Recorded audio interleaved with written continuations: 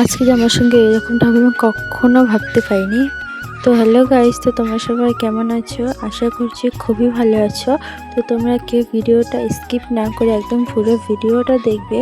তো দেখো, অনেকদিন পর আমি আজকে চলে গেছিলাম স্কুলে গিয়ে দেখি ওয়েদারটা এত খারাপ হয়ে গেল যে কি বলবো। আমাদের ক্লাসরুমের মধ্যে কোনো লাইটও ছিল না যে লাইটটা জ্বালাবে। তো দেখতেই তো পারলে যে আমাদের ক্লাসরুমের মধ্যে কতটা অন্ধকার ছিল। তো দেখো, আমি আমার ফোনের টর্চ জ্বালিয়ে বললাম, কি রে তোরা একটু হাই কর, না ফোন নিয়ে বসে থাকবি। তো দেখো, ওরা একটু হাই করে দিল। তো এখন অনেকেই বলবে যে তোমরা স্কুলে ফোন নিয়ে যাও, স্কুলে তো পড়াশোনা করার জায়গা। তো যারা এরকমভাবে বলবে তাদের বলছি, তোমরা শুধু এটা আমাকে না বলে তোমরা সবাইকে এটাই বলবে। তো দেখো, আজকে আমাদের স্কুলে বলে দিল যে তোমরা আজকে যা ফোন দেখার দেখে নাও, কারণ সোমবার থেকে তোমরা আর কেউ স্কুলে ফোন নিয়ে আসবে না। যদি আমি তোমাদের কাছে ফোন পাই তাহলে আমি হেড স্যারের কাছে দিয়ে দেবো, পরে তোমরা হেড স্যারের সঙ্গে কথা বলে নেবে। তো যাই হোক, আজকে সবাই নিজের ইচ্ছে মতো ফোন দেখে নিয়েছে।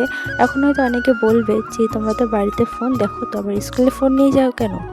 বলছি, স্কুলে ফোন নিয়ে যাওয়ার মজাটাই আলাদা। সেটা অনেকে বুঝবে না, যারা বুঝবে সেটা তারাই জানে। তো দেখো, স্কুল থেকে ছুটি দিয়ে দিয়েছে, তখন এত বৃষ্টি পড়ছিল যে আমি বাড়িতে যেতে পারছিলাম না, তারপর ভিজে ভিজে বাড়ি গেছিলাম। তো আজকের মতো এইটুকুই। তোমরা সবাই ভালো থেকো।